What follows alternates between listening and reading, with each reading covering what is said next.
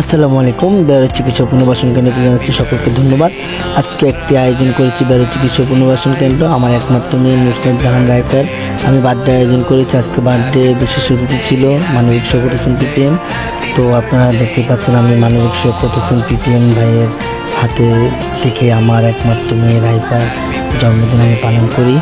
যে ওনার এই যে আমার মেয়ে কেক কাটার মেন উদ্দেশ্যটা হচ্ছে ওর জীবনটা গড়ে উঠুক মানবিক তারুণদের লক্ষ্য নিয়ে। তো সেই কারণে মানবিক শওকত হোসেন পিপিএম ভাইয়ের হাতে এসে কেকটি কাটি। আজকের এই কেক কাটার মধ্যে উপস্থিত ছিলেন আমার শওকত ভাইয়ের ওয়াইফ ভাবি। তো আরও উপস্থিত ছিলেন আমার মেডিকেল টিমের সকল যে কর্মীরা এবং আমার সে ভাই বোনেরা আছে সবাই। আজকে আমার মেয়ের একমাত্র জন্মদিন, প্রথমে জন্মদিনে 1 বছর পূর্ণ হয়েছে আজকে।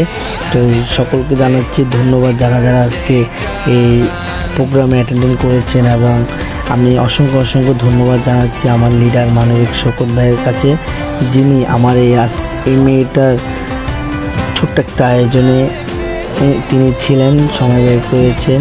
তো আমি অসংখ্য ধন্যবাদ জানাচ্ছি ওনাকে। পাশাপাশি আমি ধন্যবাদ জানাচ্ছি বেরো চিকিৎসা পুনর্বাসন কেন্দ্রর সকল সদস্যদেরকে এবং বেরো চিকিৎসা পুনর্বাসন কেন্দ্র যারা এমপ্লয়ার আছে, আমার মহিলা আপুরা আছে এবং আমরা পুরুষ ভাইয়েরা আছে, আমার সহকর্মীরা আছে। আমি সকলকে অসংখ্য ধন্যবাদ জানাচ্ছি যে আমার এই মেয়ের ছোট্ট একটা আয়োজনের মধ্যে সবাই ছিল, সবাই সময় দিয়েছে, সবাই অসংখ্য ধন্যবাদ। আজকের এই অনুষ্ঠানে বিশেষভাবে উপস্থিত থাকার চেষ্টা করেছে এবং ছিল আমার চট্টগ্রাম মহানগর যিনি টপ 5-এর মধ্যে আছে আরিফ ভাই, আমি ওনাকেও ধন্যবাদ জানাচ্ছি। তো আমি সম্পূর্ণ কেক কাটার মধ্যে আমার এই যে মেডিকেল টিমের সকলকে নিয়ে কেক কাটার পর তো আমি চিন্তা করলাম যে এই যে বাকি অংশটুকু আছে খালি আমরা খেলে তো হবে না, যে অসময়ে মা বাবা এবং সবাই ছিল। তো ওনাদেরকে নিয়ে আমি একটু চিন্তা ভাবনা করলাম যে দেখি ওনাদেরকেও নিয়ে আমি এই আয়োজনটা করি, যে অসহায় বাবা মাও খেলো আমরাও খেলাম পাশাপাশি।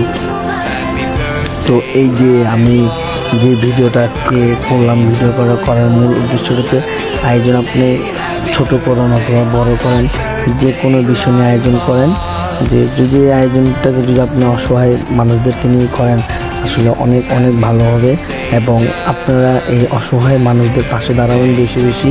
তো কেউ খাবে না, তা হবে না। আমি এক ছোট্ট একটা আয়োজন করেছি আমার নুসরাত জাহান রাইফার যে মেয়েটা, ওর 1 বছর পূর্ণ হয়েছে।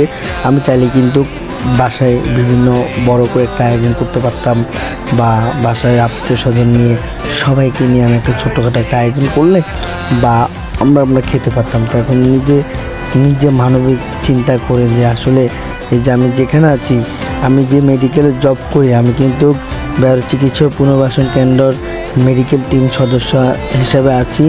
তো আমি চিন্তা করলাম যে এই যে অসহায় মা বাবারা আছে, আসলে নিজে খুশি মানে তা না, অসহায় মা বাবাদেরকে খুশি করতে পারলে নিজে তো খুব আনন্দ লাগে।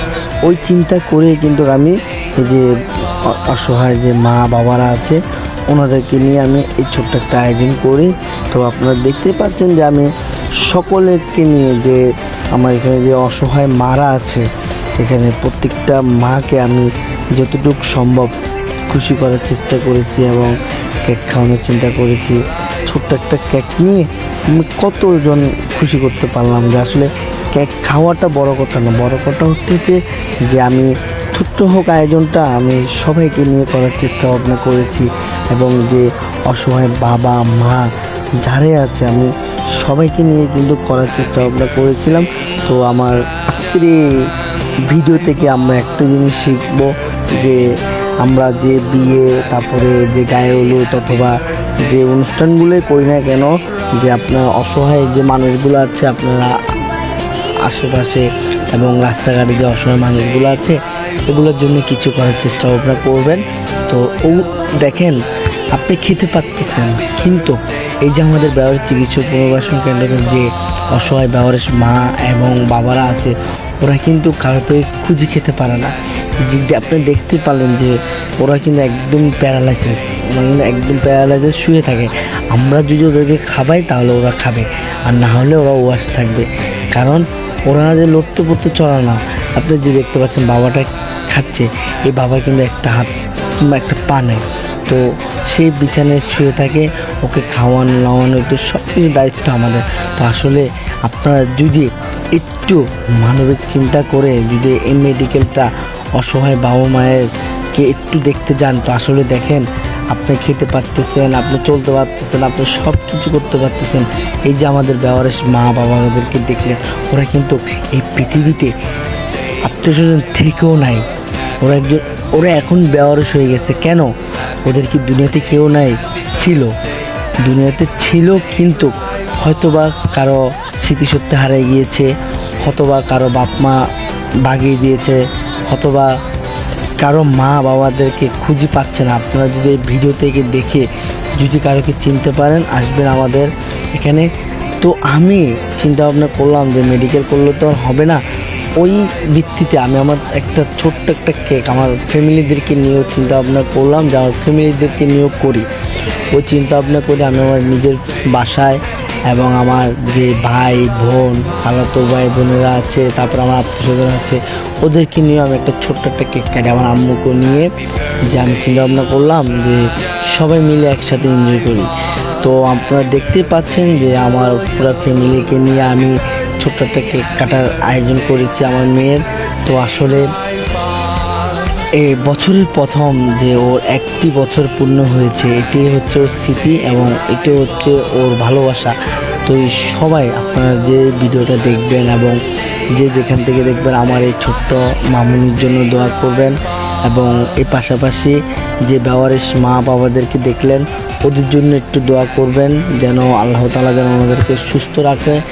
এর পাশাপাশি আমাদের যে লিডার আছে মানবিক শওকত হোসেন পিপিএম, ওনার জন্য দোয়া করবেন যেন উনি অসহায় মা বাবাদেরকে নিয়ে কাজ করতে পারে। উনি সুস্থ থাকলে হাজারো বেওয়ারিশ মা সুস্থ থাকবে, উনি সুস্থ থাকলে হাজারো বেওয়ারিশ বাবা সুস্থ থাকবে। তো আসলে বলতে গেলে অনেক কথা বলা যায়। আজকে এই একটি আয়োজন থেকে আমরা শিখতে পারলাম আপনি যে কিছু করেন না কেন অসহায় মানুষদেরকে নিয়ে করবেন। তো আমি এই মুহূর্তে বিদায় নেওয়ার আগে একটি কথা বলবো, আপনারা যে যেখান থেকে ভিডিওটা দেখছেন আমার ছোট্ট মামুনির জন্য দোয়া করবেন, আমার জন্য দোয়া করবেন, আমার পরিবারের জন্য দোয়া করবেন। তো আপনারা যদি সম্ভব হয় আমাদের মেডিকেলে আসার জন্য দাওয়াত রইল। আমার ফোন নাম্বার এবং আমার ফেসবুক আইডি দেওয়া আছে, আমার সাথে যোগাযোগ করে আসবেন। ধন্যবাদ।